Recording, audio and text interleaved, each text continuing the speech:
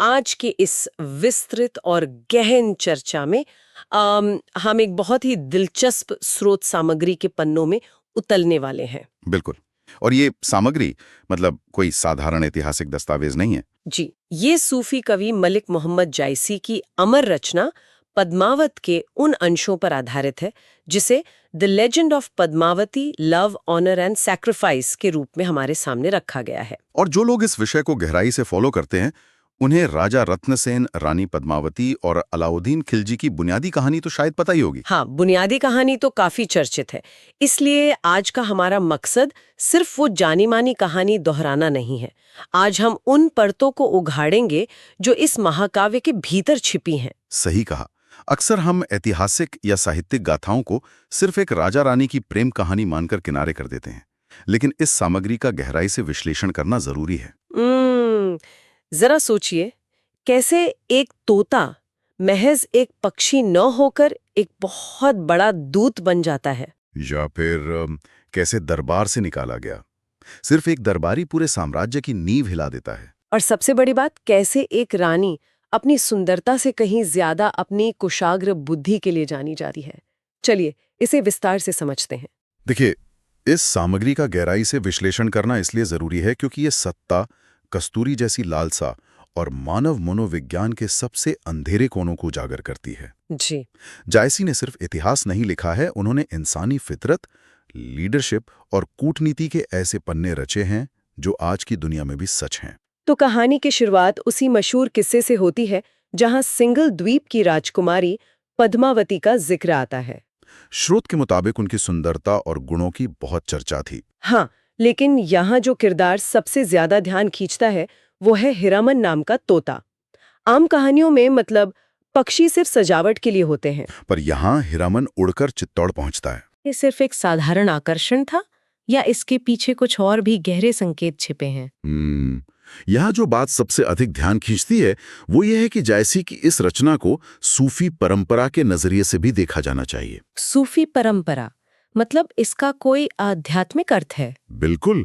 सूफी दर्शन में हिरामन तोता कोई साधारण पक्षी नहीं है, वो एक मुर्शिद यानी एक आध्यात्मिक गुरु का प्रतीक है। अच्छा, तो गुरु ही वो माध्यम है जो भटकी हुई आत्मा को रास्ता दिखाता है। सही पकड़ा। यहाँ भटकी हुई आत्मा राजा रत्नसेन है और परम सत्य या ईश्वरीय प्रेम पद्मावती हैं। अगर हम स्रोत की गहराई में जाएं, तो राजा का चित्तौड़ से सिंघल द्वीप तक का सफर महज एक भौगोलिक यात्रा नहीं थी, वो एक साधक की यात्रा थी। ये तो बहुत ही दिलचस्प नजरिया है। जी, ये सिर्फ एक राजा का किसी राजकुमारी को पाने का जुनून नहीं था, बल्कि एक तरह की आध्यात्मिक खोज थी। और इसी खोज में राजा को अनगिनत कठिन परीक्षाओं और संघर्षों से गुजरना पड़ता है। स्रोत में स्पष्ट रूप से बताया गया है कि उन्हें भयंकर समुद्री तूफानों का सामना करना पड़ा, शारीरिक कष्ट सहने पड़े और अपनी पहचान तक छुपानी पड़ी। हाँ, ये संघर्ष इस बात का प्रतीक है कि दुनिया में कोई भी अत्यंत मूल्यवान चीज इतनी आसानी से नहीं गिरती। चाहे वो सच्चा प्रेम हो, कोई महान लक्ष्य हो या परम सत्य हो। बिल्कुल। जो चीज बिना कीमत चुकाए मिल जाए उसकी कद्र भी नहीं होती। राजा रत्नसेन ने अपना राजसी अहंकार पीछे छोड़कर उस लक्ष्य के लिए हर चुनौती को स्वीकार किया। ये बात सोचने पर मजबूर करती है कि बिना किसी बड़े संघर्ष के हासिल की गई सफलता कितनी खोखली होती है। सही कहा। खैर, तमाम मुश्किलों के बाद राजा रत्नसेन पद्मावती से विवाह करके चित्तौड़ लौट आते हैं। सब कुछ बहुत खुशहाल लगता है उस समय। लेकिन जैसा कि बड़ी गाथाओं में होता है, शांति सिर्फ एक तूफान से पहले का सन्नाटा होती है। स्रोत सामग्री में एक बहुत ही अहम घटना का जिक्र है, राघव चेतन का निष्कासन। दरबार में कोई विवाद होता है और राजा इस दरबारी को सरेआम अपमानित करके राज्य से निकाल देते हैं। क्या एक दरबारी को निकालना इतना बड़ा फैसला था जिसने पूरी कहानी पलट दी?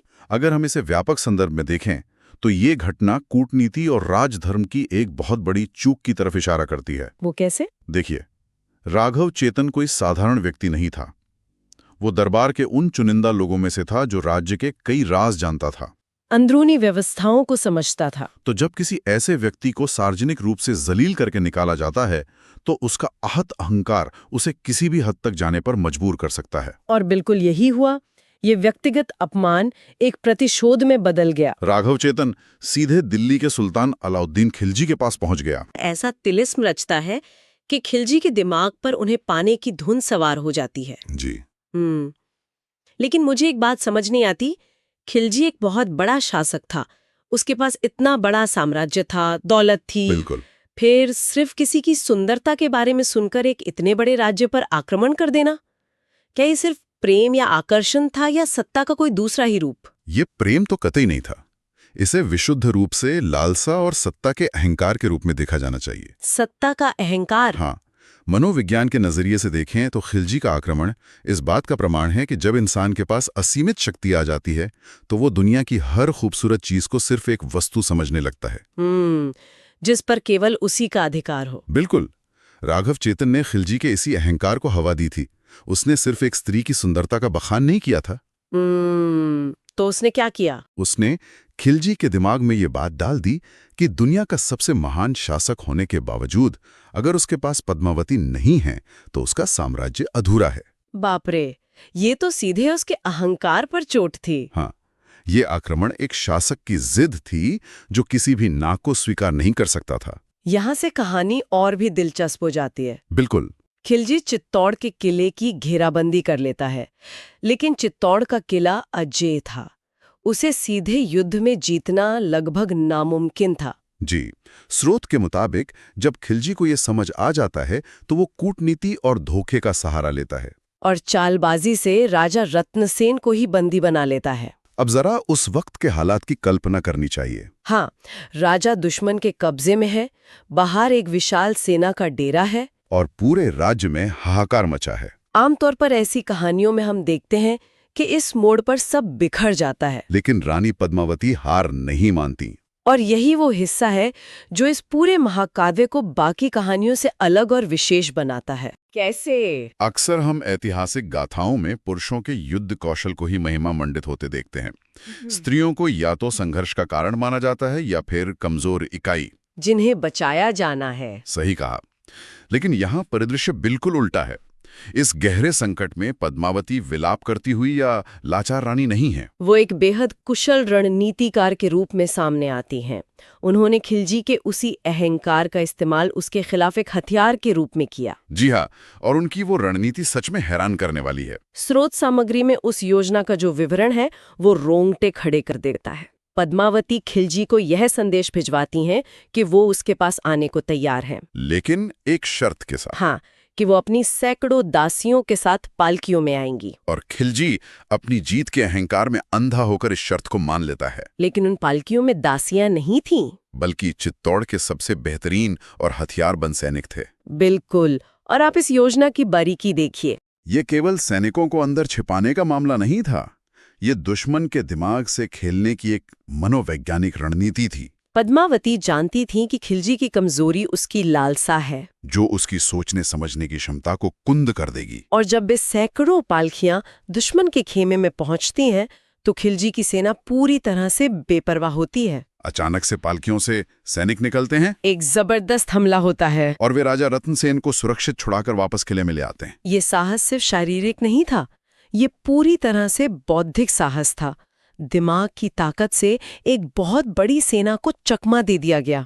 ये वाकया हमें ये भी सोचने पर मजबूर करता है कि संकट के समय में बुद्धि और धैर्य किसी भी बड़ी से बड़ी ताकत को हरा सकते हैं। लेकिन जैसा कि इतिहास की इन त्रासदियों में होता है, ये जीत बहुत लंबी नहीं टिकती। राजा के वापस आने से खिलजी की हार नहीं हुई थी, बल्कि उसका अहंकार और भी बुरी तरह से आहत हो गया था। अब ये सिर्फ पद्मावती को पाने की लालसा नहीं थी, ये अपने उस अपमान का बदला लेने की जिद थी। स्रोत बताता है कि युद्ध और भयंकर हो जाता है, घेराबंदी और कड़ी कर दी जाती है। और फिर वो समय आता है जब ये तय हो जाता है कि चित्तौड़ के किले को अब और नहीं बचाया जा सकता। वो इतिहास के सबसे अंधकारमय और हृदय विदारक क्षणों में से एक है। जब किसी समाज या राज्य के सामने हार एक निश्चित नियति बनकर खड़ी हो जाए, तब उसके पास क्या विकल्प बचते हैं?